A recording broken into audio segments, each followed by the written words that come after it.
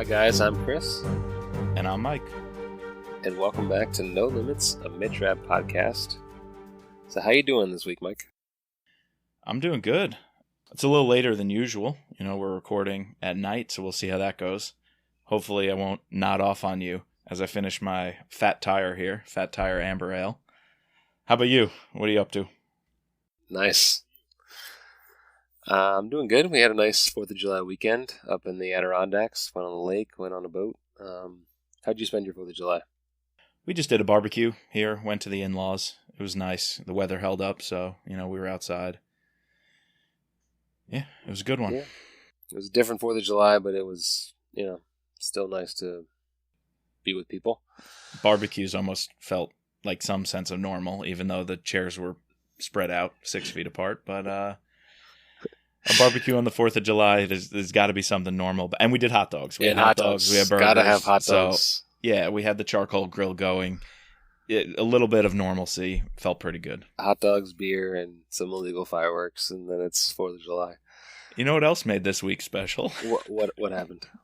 We launched our Patreon page. Yay!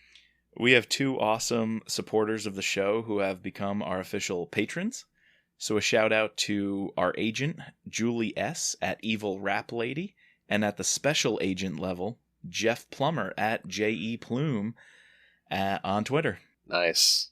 They're awesome. They've been listeners from the beginning. They've been active on Twitter, and both of them have an incredible collection of memorabilia. I don't know how else to put it, of just rap and thrillers in general, books, crafts, everything you can imagine. Bookmarks, mugs, stickers.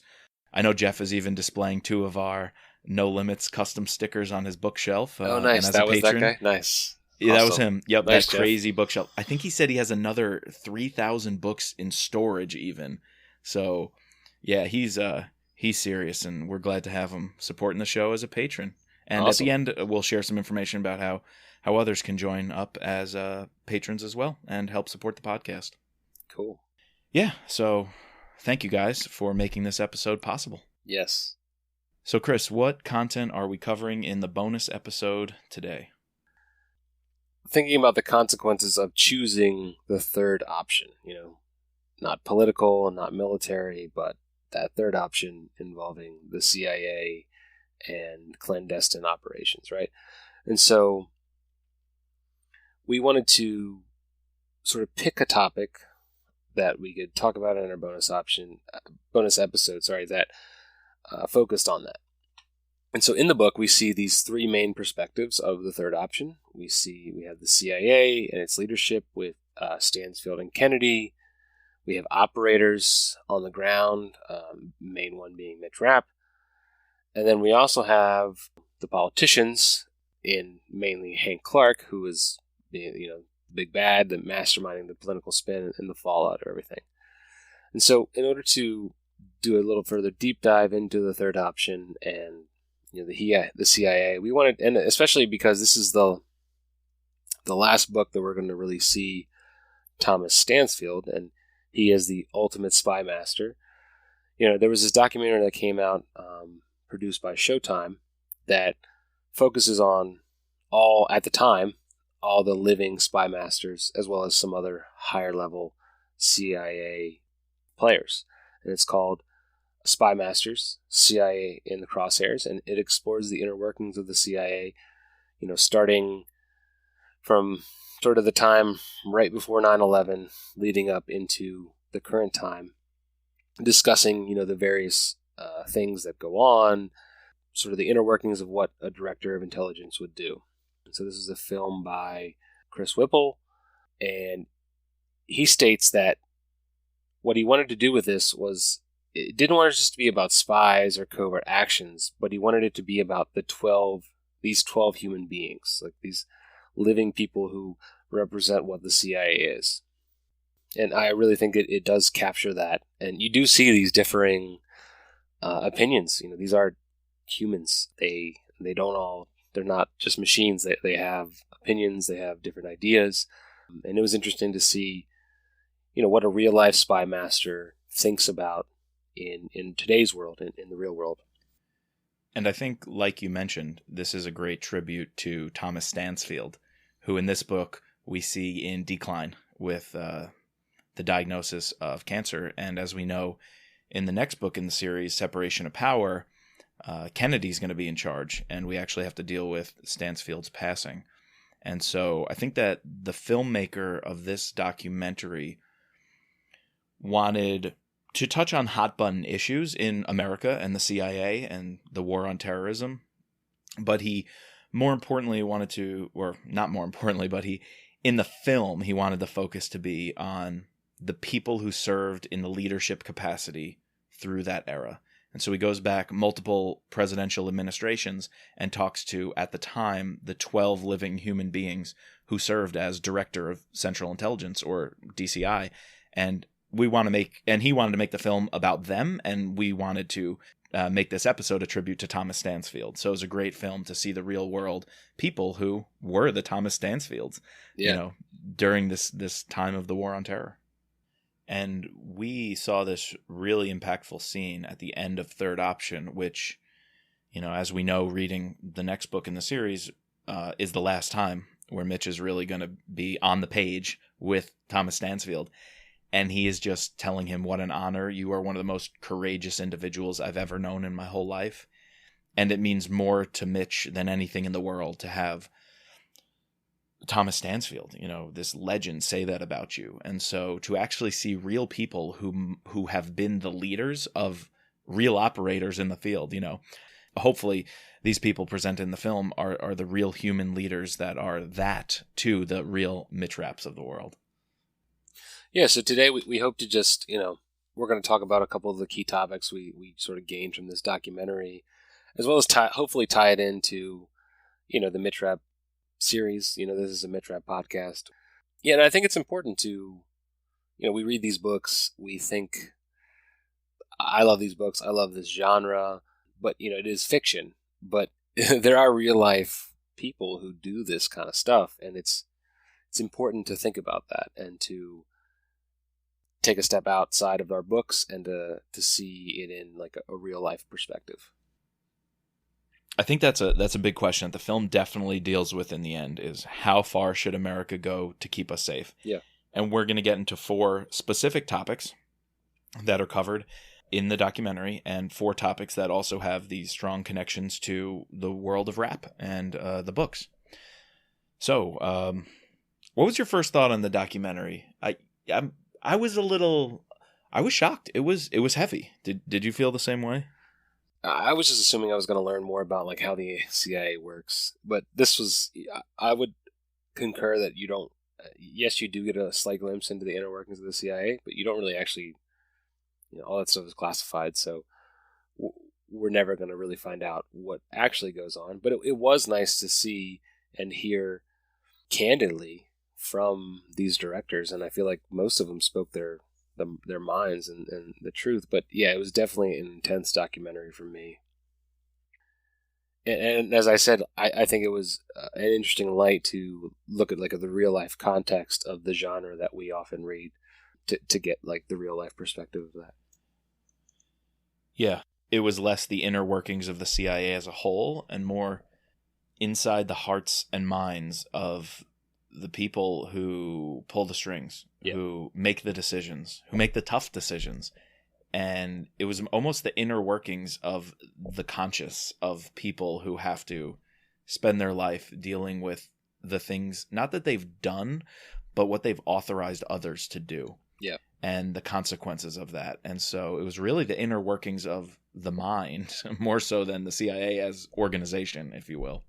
But some of the footage is heavy. Oh yeah, they use a lot of footage. There's a lot of like, I wasn't expecting like the hostages, executions, attacks where we're dropping the bombs, and you see the aftermath of it. It's important though, right? Like, yeah, I was surprised by that, but in the end I'm glad it's there. It's important for the American people, for us, civilians, to be reminded and exposed to, right? Like what the people on the ground are going through and the people calling the shots are going through. And so I mean, it's the gruesome story of the reality that face our military and clandestine personnel, regularly. And so, as heavy as it was, I think it's important, right? It's an important documentary to get out there.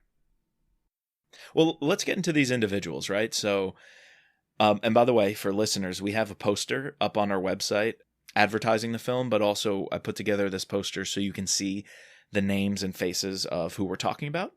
I'm sure a lot of you remember a lot of these people, but it gives you a nice overview of all of the individuals profiled in the film. So you can find that at mitchrappod.com on our website. We'll also post it on our Twitter account. So you could definitely see at mitchrappod.com the faces that we'll be talking about. So out of all the people highlighted, Chris, we have the DCIs, the Directors of Central Intelligence. We have other counterterrorism experts in the field.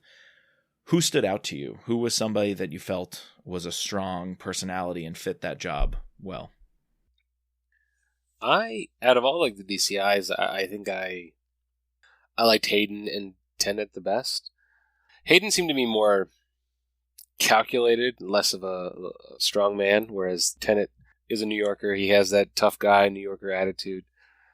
But I felt like both of them wanted to get the job done. They saw, what needed to be done. Actually, the people I liked the most were actually not the DCIs. It was Jose Rodriguez and Cover Black and Gina Bennett. And I think that's like probably the people most people are going to like more. Because I guess you like Irene Kennedy in these early books because she's not in charge, and we like her in Down the Future because she's a little bit different of a director.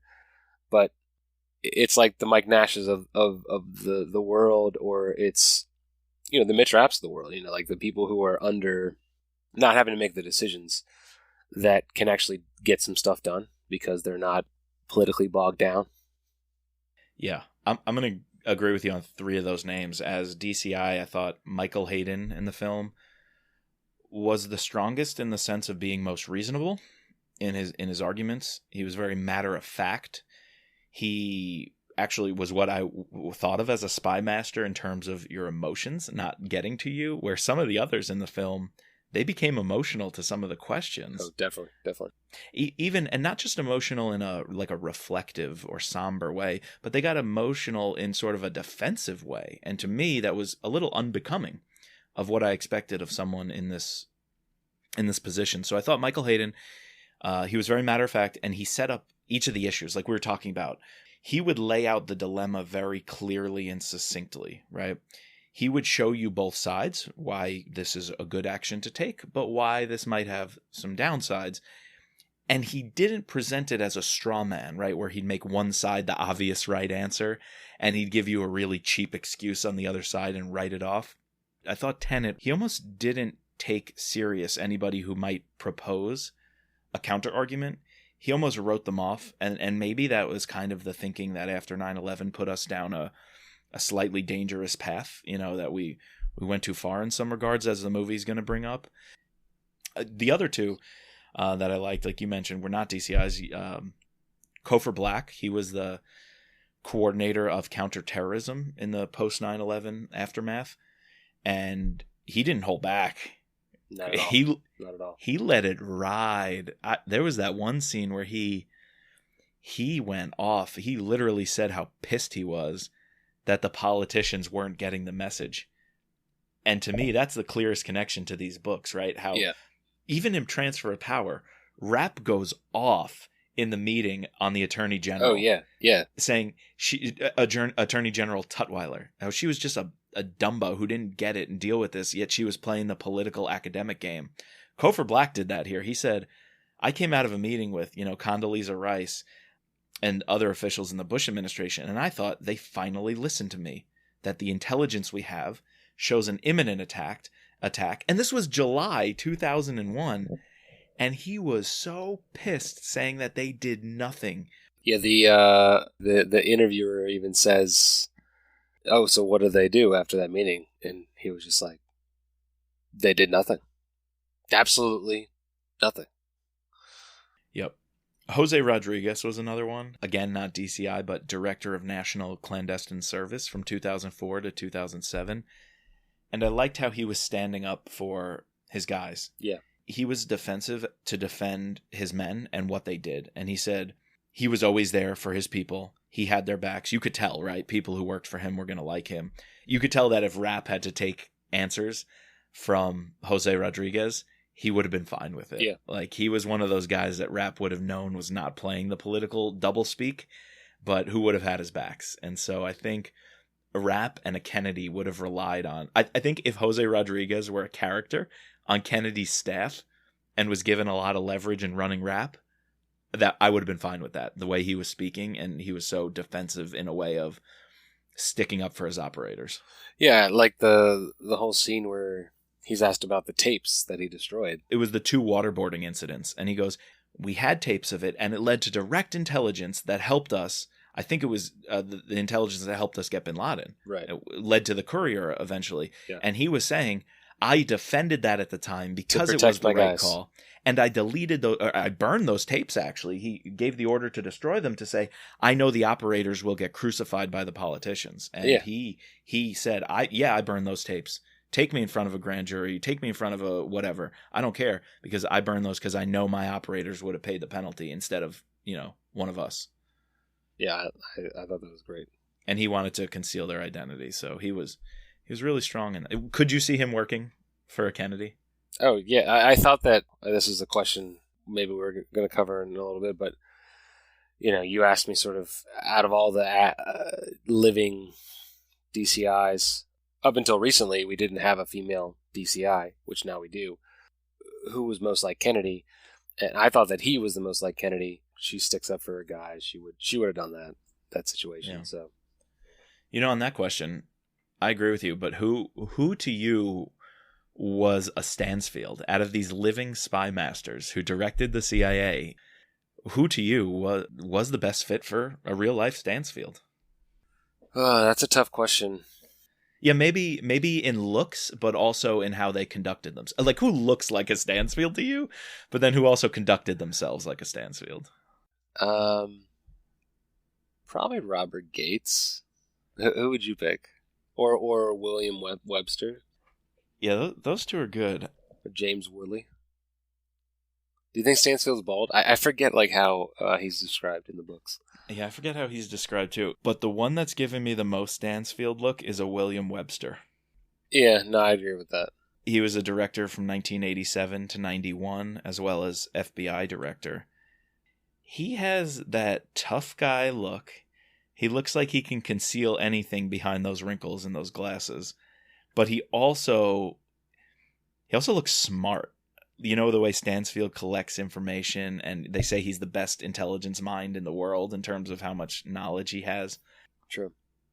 In terms of who I think is most like Stansfield, so a lot of the older DCIs, this is something we'll talk about more extensively later, but a lot of the older DCIs seem to not like this whole transition into drone warfare and sort of getting away from clandestine services, human intelligence gathering. So I think anytime that was brought up, obviously that mindset is heavily drawn into Thomas Stansfield's psyche, being Cold War, behind the German line, behind the Russian, the Iron Curtain spycraft. As an entire person, I'd have to say Michael Hayden is probably embodies him. If you add him along with a lot of the older guys' thoughts, I think that's a good combination to get what an actual Stansfield is. Because I think Thomas he's just a spy. He is the definition of a spy. He's different than Rap, right? Rap is I feel like Stansfield is more of a spy than Rap ever could be. But do you think Stansfield, when he was behind the Iron Curtain, right? Let's say when he's operating in the 60s and 70s Eastern Europe, do you think he was like Rap? Rap was like him back then? Or you still think he was a different operator when he was at the height of his game? That's a good question. That'd be a great spinoff. I feel like he was more the way Michael Hayden was, very, very process oriented, and thinking things through was his advantage. So I don't think Stansfield in the field would have reminded me much of Rap at all. Yeah. Now Hurley on the other hand. Yeah, is the one. Hurley's more Rap. Yeah. He's the one who's going to give us rap, of an older generation. Well, that's like Stansfield is like an older Kennedy, and Hurley is an older rap. So, yep. But however, there was one who I didn't agree with, and I didn't think could make those calls. Michael Morrell, acting director, I think, in the early 2010s, briefly under Obama. He played a big role in this movie, and I think, even though he served such a short interim or acting term, I think the producers highlighted him or gave him a lot of screen time on it because he was that counter opinion. He was that counter voice. He seemed more of an academic, where we had Tenet just kind of flying by the seat of his pants telling us, we had to do this, we had to do that. You didn't know what it was like. You didn't know how bad it was. You had Morrell more this academic kind of saying. He was very soft, right? He almost had political speak answers of, we have to look at the human rights issues, which sure, I agree. But I don't think it would have allowed him to take the intelligence in the moment and make the call, because he would have been hung up on these wider philosophical questions. And I don't know if that's a Stansfield or a Kennedy in how he was approaching these things or philosophizing about them. He wasn't on the ground enough, his head, what I feel like when push came to shove, wouldn't have been in the game enough.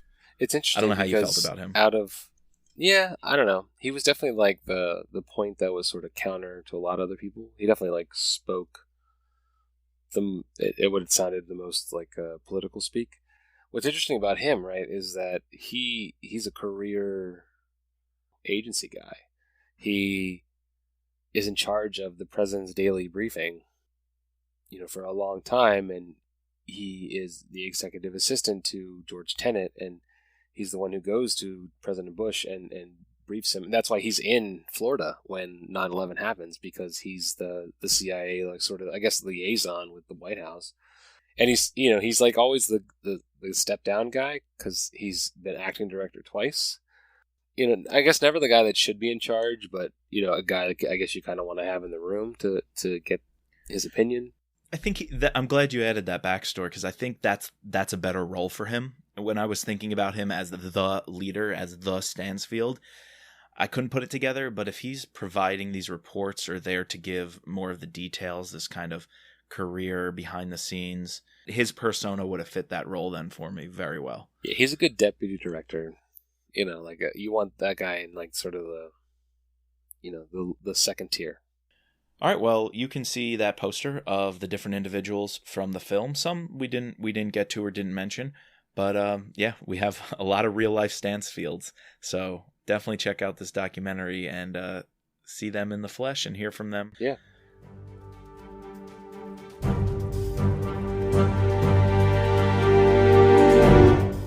All right, so the first topic that we want to get into is the cost of inaction and the power of politics. And we're going to read a few of the quotes, because this film is about hearing in their own words what the people who've served in the Thomas Stansfield and Irene Kennedy role say. And so we are going to read in our discussion here some of the quotes.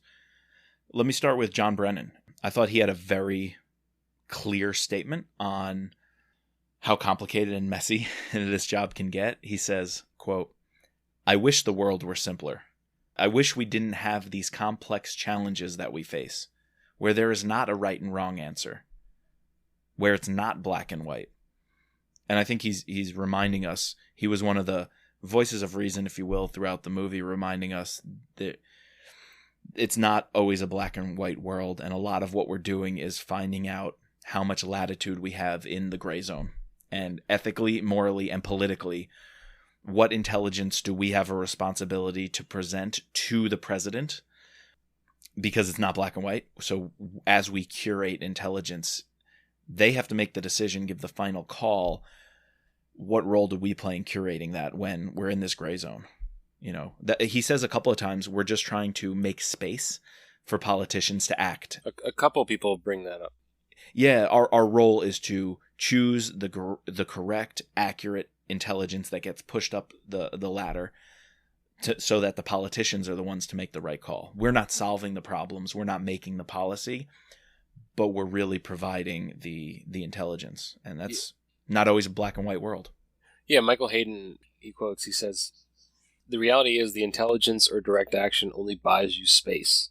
It rarely solves the problem on its own, and if the political leaders don't have the wherewithal or the courage or whatever it takes to use that space, you get into this loop where you kill people forever." And I thought that was great. Like, that sums up what this is all about, and how, yes, you can kill this guy, but without sort of instituting some policy, some plan, there's just going to be another guy that comes in and fills that void, and then you just end up in this constant, oh, we need to kill, kill, kill, kill, kill. And it's something that we don't really get in the books, right? And so obviously that's just, it's a work of fiction, and that's how these things work. We don't have these overarching, and we don't look at like the policy of like how things are going. But it's interesting to think about, like, yes, Mitch is out there killing these guys, he's solving these problems that pop up. Do we ever see the presidents in the story sort of taking action and trying to curb, these things from happening again? Well, I guess that goes to the relationship between the DCI and the president. And so in this movie, we get some really positive, strong examples of that, and some negative ones where the DCI feels not enough action was taken. And that's really clear in the books, right? Think of all the presidents we love. Well, what have we started to like about Hayes in these first few books is he trusts and appreciates the intelligence community behind him. He really is, I would say, a team player. I mean, think of the opening scene of Transfer of Power, the Farah Harut takedown. President Hayes in the sit room is very clear that I'm going to trust and lean on my people, and particularly my intelligence, to make the right call here. Right. And think of all the other later decisions, right, in presidents. I think with like President Alexander, who's the most recent president, I think we sort of get a very similar thing in how he wants to do what's right. He trusts Mitch. He trusts Kennedy. Yeah, he's been an example of that. But look at the plot of Lethal Agent, right? The most recent book, which is actually the next one we're going to review on this podcast in August. And look at how the politics can play such a role in pretty much destroying the intelligence community, where Christine Barnett, give a spoiler here for Lethal Agent, 99.9% of you, I hope, have read it. Yeah. Total Power is coming out the month after. So, but look at how she's angling to not give a hoot about the intelligence community. She's actually rooting for a terrorist action. Yeah, her cost of inaction is a positive one, right? She doesn't want them to catch Halabi, right? The last thing she wants is to have Mitch on a TV screen, putting Halabi successful. He's successful, right? So she's even her campaign advisor, this mastermind, I think his name was Gray in Lethal Agent, is supposed to be one of the most ruthless, like Machiavellian kind of politicos you can hire, and he's even afraid of her. So yeah, it's kind of like she's actively rooting against the intelligence community. And can you imagine if Kyle Mills deals with someone like that as president in Total Power and beyond, who just actively roots against the intelligence community? Because we've had Alexander now for a little while, right? Yeah. And Alexander's been great working with Kennedy. Yeah, I thought that another quote that really sort of spoke to me was what Panetta said. And he says, in talking about inaction, if we fail to do these things, God forbid this country face another 9/11, what the first question would be is, why the hell did you let this happen? Why the hell did you let this happen? And I think that we could talk about for a long time. But yet the first thing that the politicians or anyone is going to say when an attack happens is, again, where did you fail? Why did you let this happen? And it's almost like you're damned if you do, and you're damned if you don't. To the politician, the counterintelligence can't win. It was very I don't know, humbling to see the director say that out loud. because this is what they're facing every day. If they don't get this right, it falls on them. And if they get it wrong, it falls on them, you know? Like, I don't know. It's a tough job to be in. That question of responsibility and blame, Gina Bennett says something important, and she was the senior counterterrorism analyst highlighted on the Bin Laden unit, going back decades ago, tracking Bin Laden. And she talks about, she says, if you are a terrorism analyst for long enough, you will have many moments where you will feel responsible for not having stayed long enough, not having stayed late enough, not having thought hard enough, not having plowed through enough data to connect these proverbial dots. And you'll see on the other end individuals who are hurt or killed. And so I think this film is really bringing out that emotional aspect of responsibility. And, Panetta, I was a little surprised by how he carried himself in the interviews. He was always looking down. He had this kind of forlorn look, and maybe I don't follow him enough, but maybe that's how he usually conducts himself. But he was the one who had this visceral reaction and this weight of the world on his shoulders, I thought, more than anyone else. Well, I mean, he had the first time that CIA operatives had died in a long time, right? With the 2009 bombing at Camp Chapman. Yep. When you think about it, he's one of the ones that had one of the worst things that happened to the CIA in a long time, right? The suicide attack by Humam, the doctor who they think that they've converted, and he ends up being a suicide killer and kills a couple CIA operatives, a couple military men. That was intense for him, I'm sure. And have you seen Zero Dark 30? Yep. That's an intense scene. And the mistakes that were made and how that level of responsibility. And Gina Bennett, who we mentioned, talks about that because her friend was the one killed in the attack. And so both her and Panetta really have this sense of responsibility and guilt over the things that happened under their watch. And I thought that was an important role for the filmmakers to highlight. I thought that was really important. And then the flip side, going back to taking responsibility or the cost of inaction, is when the administration doesn't work well with the intelligence community. And so back to Cofer Black, we were saying he was one of the people who was most fired up and quite angry at what happened. Well, here's the quote from him after, on July 10th, 2001, he had a meeting with Condoleezza Rice in the Bush administration. And he says, quote, "It really does piss me off when people call this an intelligence failure. We knew this was coming. American interests are going to be attacked.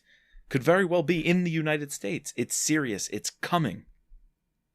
And he said it was sort of like the Twilight Zone, how he felt he fulfilled his responsibility in the role, presenting the evidence and giving the politicians everything they need and the full picture. He thought we made our case. The CIA made our case for taking action. And he just says nothing happened. He felt like he was in the Twilight Zone. So that's another form of blame or guilt, right? Of, I did everything I could do and this still happened, Yeah. That's heavy. One of the interesting aspects of this that I think is, pretty prevalent early on in the series and then gets heavy later is, and Gina is the one that brings this up, and about how, she doesn't have a husband anymore. And she blames it because of her job and her lack of being able to be there, be present because of everything that she gave to her job. And I think that's something that's well conveyed in the stories. We visited early on in these first two books with Mitch wanting to get out, wanting to start a new life with his wife, Anna. And then we'll further touch on it later with Consent to Kill. Yeah, Consent to Kill, and him wanting really to get out, and then he can't. And then, later on when he's with Claudia, it's just these people that are in these situations. And you look at Kennedy too, right? Her marriage deteriorated. And being a mom too. Yeah. And she even mentions a couple times through the series about how it's been a struggle to be a mother. So it was interesting to see that, I mean, I guess obviously Vince and Kyle do their research. They know that this is sort of what these people go through. But for her to admit that on camera was intense to see. So, on to our second topic, which is a big one. Yeah. Torture. And again, we're not here to analyze the history, right, or the angles. We are here to review a film that was about, in their own words, hearing from the directors of this time period, which a lot of people would say is a black eye for the CIA. So how did you think this was handled in the film, and how the different directors presented their case or their perspective? I thought it was interesting how, there wasn't a clear consensus between the directors at all about whether or not this was good or not. This might have been the most dividing, the point of contention, dividing the directors along a spectrum, where you could clearly see they were all torn on the ethics, what was right, what was wrong, what should have been done. And it was interesting what one of them said in terms of, if you don't see a difference between enhanced interrogation and torture, then we can't, the conversation is a non-starter. And then obviously George Tenet, who this is his enhanced interrogation, as well as Jose, that's his baby, right? They're the ones who really brought this, hired the psychologist firm to do this, and advise the president to give the go-ahead, I would assume. I think that, to me, what was interesting is the argument about actionable intelligence, and the fact that the report, Feinstein's report, tries to argue against that. Yet, that's the one commonality that even the people who were against torture, I think Morel, he says that, torture might not have been the greatest thing, but then he's there to defend that we got actionable intelligence out of it. So, yes, even President Obama goes on and gives a speech saying that we did some things that were wrong. We tortured people. Or some folks, as the famous line was, we tortured some folks. But I think that whether or not you think it was wrong or not, it saved lives. Yeah, and I think that case was made by Tenet the strongest, and it's still questioned, right? But Tenet made the strongest case of, look, we got the information, we were able to connect it to a courier who eventually led us to Abbottabad in Pakistan. But here's an interesting perspective on it from Michael Hayden, who once again I thought was very reasonable in how he approached these questions. He said, quote, "Let's have a CIA director being interviewed here now, after a second wave of attacks, and you get to ask him the question. Look, the Department of Justice said it was legal, yet you refused to do it. How do you feel about your decision now? And so let's not pretend that this is the force of light and the force of darkness. These are two damn ugly decisions." I feel like Hayden is getting at something there of, and I remember that this was so important when the green light was given for these enhanced interrogation. The Department of Justice and the Attorney General had a memo authorizing these techniques. And so I thought that was interesting from Hayden to say, look, the White House is giving us the green light. And Michael Hayden is saying, what if you were the one who said, no, we are not going to do it, and refused the CIA in doing it, and a second wave of attacks did come? How are you going to answer that question of, the Attorney General approved it, the President signed off on it, and you still said no, letting these second wave attacks happen? You'd be a fool to not move on it and get, like you said, the actionable intelligence that could have prevented, and did indeed prevent, second wave of attacks. I thought that he was interesting in how he proposed that. It essentially comes down to this question, or this hypothetical situation where I believe two of the directors posed a very similar situation where, if you knew there was a dirty bomb or a nuclear bomb in New York City or Washington, D.C., and you knew that this guy knew where it was, what would you do to get the information? you, Mike, you are in charge of finding out where that dirty bomb is. Do the ends justify the means, right? Whatever it takes. There's no limits. I don't know. I think yes. Like I'm going to find out. I want to save millions of people. Yeah. I mean, let's think about this, right? That's what we laud rap for doing in these books, right? Whatever it takes. And it's so interesting to hear from the real people, at least the leaders, not the operatives themselves, but the real leaders who are authorizing that. And it's like, I don't know if I should be less inclined to cheer for this when it happens with rap in the books, right. Or more so. Yeah, it makes him more of a hero in my mind that he's able to do that and get the intelligence. But then I'm looking at someone like Panetta with his head down, or Hayden trying to tell you how difficult and ugly these decisions are to have to make, and I'm like, I don't know. Should our art and our books and our movies be cheering for this as much? Well, yes, because like you said, it stopped that attack, and the many we don't even hear about. Thank goodness people are doing it. But let's look at the other side, right? We have some people who very clearly feel like the wrong decisions were made. And yes, hindsight's 2020, but Stansfield Turner, one of the old guards, one of the older DCIs in the movie from the Carter administration, actually says, quote, "I think it's beneath our dignity. I think it's poor for our reputation in the world."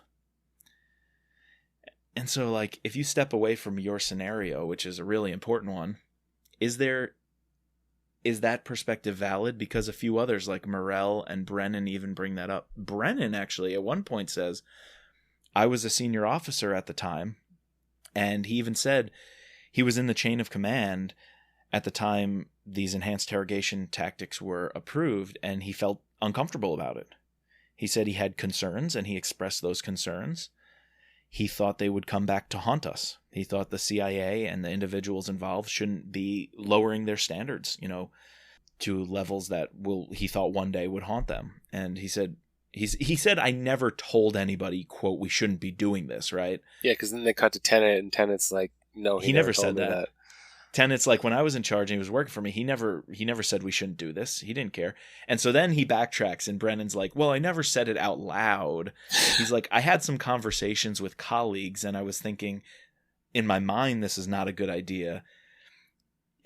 But you could tell that Brennan kind of wanted to say, "I was against this from the beginning," but he didn't speak up. He says, "If I was in that situation and the president asked me tomorrow, should I waterboard a terrorist, I would say, Mr. President, sorry, I do not believe that it is in our best interest as a country, as an institution of the CIA, and we would need to find other ways to get that intelligence." But come on, do you really think in your situation that's a valid opinion? We need to find other ways to get the intelligence? I don't know. It's something to say it like in an interview for a movie, but it's life or death, and it's millions, hundreds, thousands, millions of people's lives on the line for a situation. Yeah. I doubt that he would be saying that same phrase. Maybe. Yeah. But I don't know. I mean, Jose Rodriguez brought this up. It was the fog of war. He said that a bunch of times. He didn't backtrack and say he regrets the decisions that were made because it led to intelligence that stopped attacks. But he does say it was the fog of war. Looking back, you can't judge it by today. You weren't in it. Yeah, this is war. It's not a conventional war, but it's war. And Tenet stands by it. He said, "You can judge us. We made those decisions for good and valid reasons." And all I would be able to say is we sat where we sat. We decided what we did. We understood the implications. And, I guess to back him up, they prevented a second wave. Right. I thought it was interesting what Michael Hayden said at the end. He says that if the future president wants to waterboard, wants to do torture, he better bring his own bucket to do it himself because the agency's not going to do it again. So he's not saying that he's against it. He's just saying that the agency's gotten too much shit for doing the president's dirty work. Yep. And, this was a big black eye, and the CIA got made to be, they were sort of the scapegoat. They're not going to do it again. So what you mentioned there, and what Michael Hayden brought up, is really important in topic 3 on drones. we see another divide on these directors of Central Intelligence over the use of drone, not only the use of drone warfare, but the divide is over whether or not it's appropriate to have a civilian agency with civilian leadership pulling the trigger, right? Or the ones from their aircraft launching the weapons. And so the question is asked by George Tenet, and he says it's still a question that needs to be asked and answered today. He asks, do you want the civilian head of an intelligence organization firing a weapon outside the chain of military command?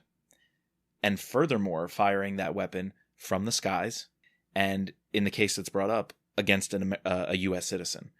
And so I thought that was a really important question that Tenet posed should still be addressed and answered today. I mean, literally, they're being the judge, juror, and executioner.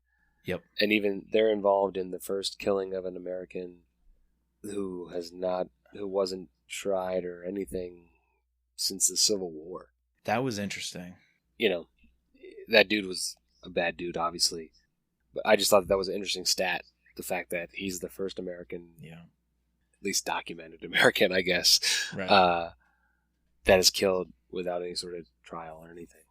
Al-Awlaki. Yeah, that was an interesting decision the film set up of. He was radicalized. He went to the Middle East and he was working with ISIS, but did we have the right, if he was an American citizen? Well, did the CIA have the right to make the decision to shoot the drone to kill him? Does the Constitution and the protections of it, the right to trial and jury, apply even in an age of radical terrorism? It's the slippery slope argument to say, no, his constitutional rights no longer apply because he was radicalized. Yeah, exactly. But, and I want to agree with that, but I see the slippery slope of, well, what's the next thing you're going to take away constitutional rights for? Today it's radicalization, and, maybe we define that looser down the road, right? Like, what if that is a slippery slope to loosely use that word to define people of a certain political belief? That's not as extreme as terrorism, or fundamentalism. Or just speaking against, the opposing party. I thought it was interesting also how, the paramilitary activity of the CIA is greater than it's ever been. But yet, multiple times in the movie does it state that the CIA denies any sort of existence of its drone warfare, even though these directors are talking about it.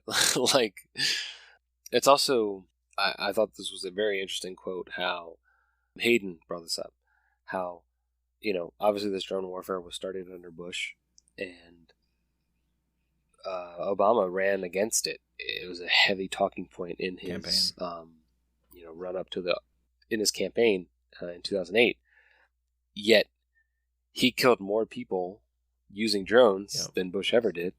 Hayden says the national security looks much different inside the Oval than it does inside a hotel room in Iowa, referencing like the campaign trail.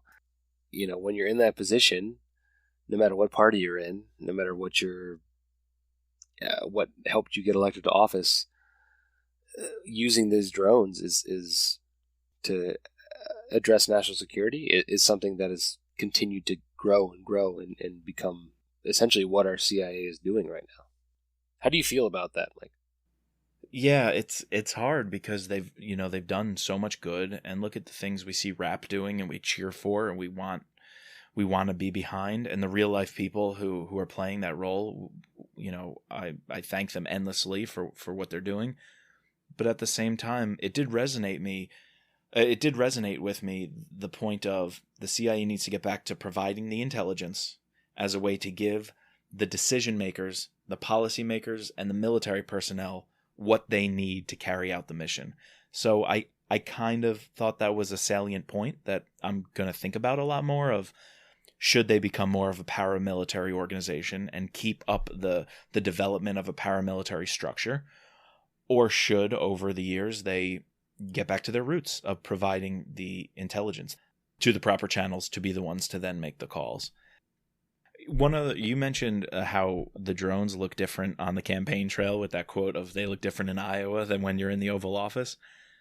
There's one other way to think about drones is how different killing someone looks like on the battlefield, how we see Rap doing it with the nitty-gritty on the ground, face-to-face, you have the skills, versus, now we have sometimes 19-year-old kids sitting in front of a computer screen in a trailer in New Mexico, right? And they're the ones with their finger on a trigger. And it's like, what are the ethics there of having this distant perspective, this bird's eye view of who you're killing? Like, we hear, Rap is like an instrument of death, and we cheer for him because, death to the bad guys. But what if that instrument of death is just a piece of technology controlled with a joystick? Like, does that change the game?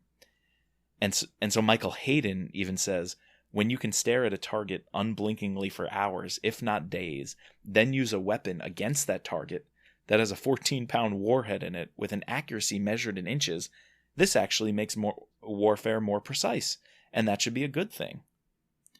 I mean, if you think about that, it's precision. We can limit the civilian or collateral damage because of the technology, yet at the same time, Hayden then says, now the dark side. The dark side is the ease with which the decision can be made. The political decision-making machine, just looking at photos, it's easier to kill than if you have to risk the life of an operative to go hand-to-hand or close combat with this person. And so this technology is a blessing because hopefully we can precision strike, limit the civilian casualties. But at the same time, you can very easily pull that trigger many, many, many more times. Is that always a good thing? I don't know. Right. It's interesting how that's the way we've gone, and not so much trying to capture these people and gain intelligence, but more so just we have this ability to take them out. Let's do it. The film even mentions briefly, I think it's Panetta, and he's, like we said, he's very emotional and deep about it when he's reflecting. And they even show this interesting scene of Panetta being a Catholic. They have footage of him in a church praying, right. And so you could see he very much has this reflective sense about him, this spiritual sense of the weight of decisions he's made.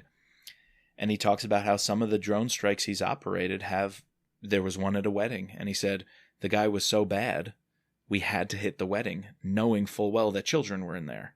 And then another one where he says we got bad intelligence. Yes, we got the guy, but our intelligence didn't include there were 2 hostages inside the building. And so maybe not that your intelligence is not good, but what if it's not complete? And it's so much easier now with a drone to pull the trigger and make that decision. One of the interesting points that was brought up for sort of both drones and torture, and I believe it's definitely been brought up in the books before, but this idea of people making decisions struggling with the action of making that decision either before or after. And that sort of shows this human element behind people. And one of the directors, I believe it was Hayden, says, like, we want people like that. If they weren't like that, then, that's a problem, right? If you have this emotionless person who just wants to kill, they get some sort of, or they get some sort of satisfaction out of killing. Rap maybe gets some satisfaction out of killing certain people. But for the most part, it's motivated by justice. Your heart's in the right place. For most of his people, it's not addictive. Obviously, he has grudges against certain people that he's going to do certain things. But in most of the cases, it is a means to an end to get. He doesn't get pleasure out of No, and we talked about in the third option how very often he goes out of his way when he can protect innocence in a situation and it doesn't jeopardize the mission. Yes. He'll do that. Mitch is not a psychopath, That's interesting. Thinking about Rap and how he operates, right, brings us to the last topic, and this is like the conclusion of the film. It's making this point of you can't kill your way out of this. It's not an endless cycle of violence. They even have this quote where Tenet starts off by saying, I think we get ourselves into a frenzy, believing that killing is the only answer to a problem. And the truth is, it's not. And then you have 4 different directors in the film. They all use the exact same quote. Michael Hayden says, this is not an issue we can kill ourselves out of. Michael Morrell says, you cannot kill your way out of this. John Deutsch said, you cannot kill your way out. And George Tenet says, you cannot kill your way out of this. That's a mistake. It's much more complicated. I thought this was the best thing that connected this film to the books, because this is something that obviously has been brought up in multiple novels and is thought about. We probably haven't discussed it yet, but we will be discussing this more as a topic in these novels with Mitch and with, Irene. So yeah, I agree. That's going to come up big in the books. And John Brennan, actually, he said something also towards the end that made me think of Rapp. He was somebody who was questioning, is the CIA becoming too much of the paramilitary stuff? And does it have to get back to its roots of collecting the intelligence and the secrets? And so he says, I do not believe the remedy to terrorism is only using the pointed end of the spear, kicking down the doors, taking action against the terrorist organizations. But that's what we love seeing Rapp do, kicking in doors, taking guys out, extracting information from them. And so how does what this movie is setting up? It's a cycle of violence, and all of the directors on both ends of the spectrum.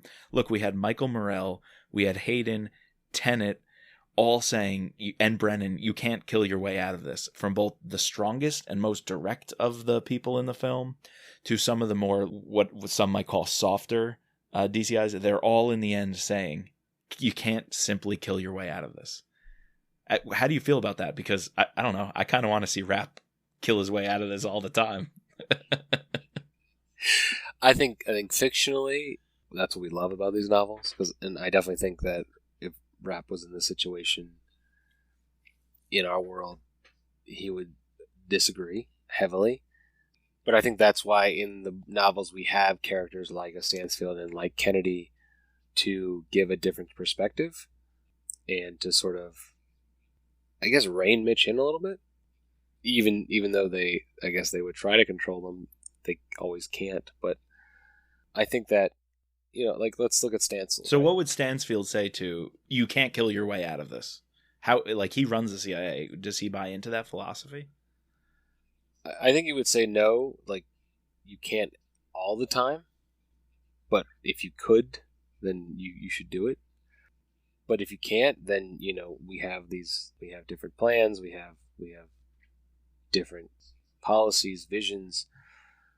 We have, inner workings and stuff to get out of situations when we can't use that option. Yeah. I think Kennedy's a little bit different than Stansfield. Obviously, she plays heavily on that, but I think that she's definitely more calculating and would try to, I don't want to say think of a different option first, but think of a secondary option at the same time. Be prepared. Be prepared. Always have, yes, killing is going to be an option, but we also have to have another option. I think the whole Rapp, Kennedy, Stansfield kind of trio that we love to this whole you can't kill your way out of this conclusion would say, well, most of the time you can, and most of the time I'm going to. But they would also... Yeah, and we haven't met Stan Hurley yet. He would argue the same exact thing. Even more so. I'm fucking doing it. Forget anybody who says different. But I think they would also say, so they would say, when you can, right, it's effective and we're going to do it. When you can't, and those moments do come up, we can at least have the right people in the right places on our side, and we can have the vision and the planning to be ready for that. We can have, an insurance policy. And for Stansfield, that's these files and all this history that he keeps on everybody he's ever met. He leaves no stone unturned. And Kennedy has those now. And Kennedy has that now, and she learned from him. And then I feel like Kennedy also has this other edge of she's so smart and creative, and she can anticipate the political ends of where things are going to go. So she can anticipate how to manipulate the manipulators. And so I feel like you can't kill your way out of this, but most of the time you can. At least Stansfield and Kennedy are prepared enough to lead the organization to have the backup plan. If you can't, we have a means for that too. Yep. But would you argue that these directors actually believe that you can't kill your way out, or is this something that they're just saying to the film? I think most of them agree with that conclusion. I think they all do. I think they all just had to grapple with what it looked like in real time during their leadership. And that's where they try to defend or backtrack and explain what they did and why. So I think they feel that way philosophically, but they also know when you gotta lead, you gotta lead. And, philosophies go out the window when that's the case and people's lives are at stake. Right. So, what do you think? How would you finally rate this film, and what do you advise for listeners? Should they go see it? Yeah, so I'd probably give it somewhere in the middle, the mid-7s out of 10. The things I liked about it were the candidness of the directors and actually, hearing from them. Obviously, and it wasn't all the same thing. They weren't saying the same thing. It wasn't some sort of scripted. We saw big differences between how different directors work and how they saw a direction of the agency. I think that the filmmakers, they had a point they wanted to get across. I thought they did a decent job of trying to let the CIA tell its perspective, while also, bringing up the other perspective. There's a different version of this movie that we could see that is sort of wholly negative of the CIA and their practices.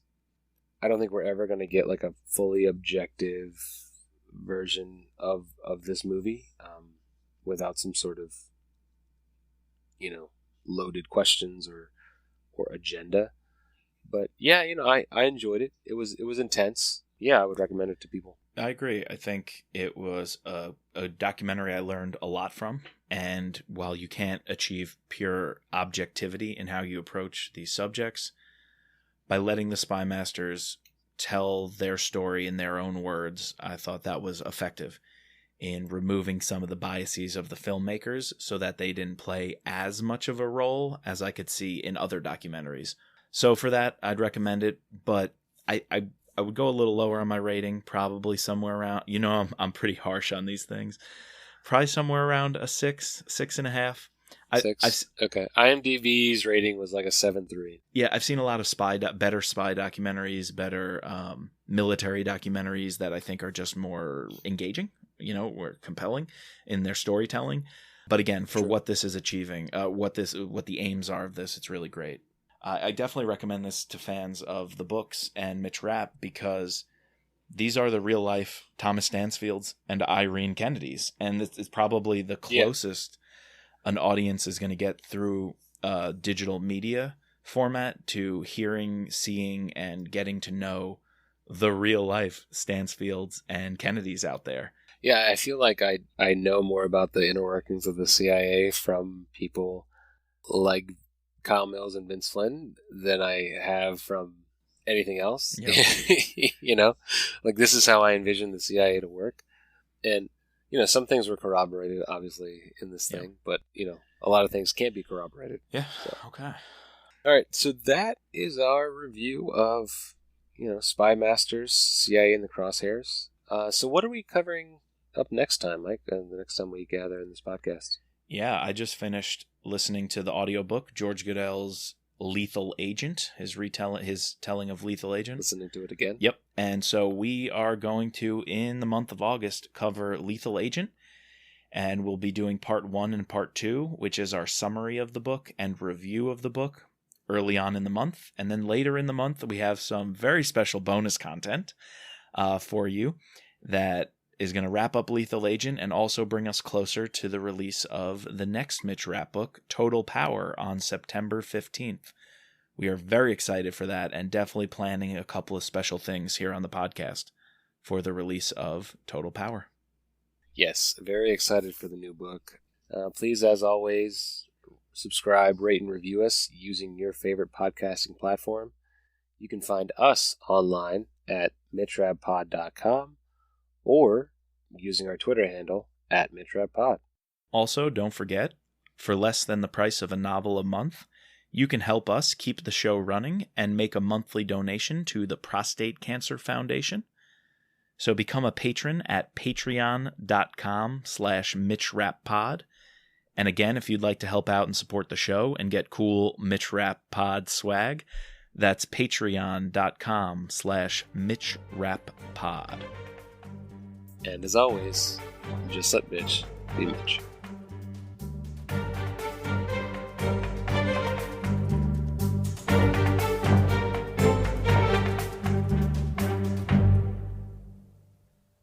Guys, we're just simply two fans offering a discussion and reviews of some of our favorite books and characters. This podcast is not officially affiliated with Vince Flynn, Kyle Mills, or Simon & Schuster.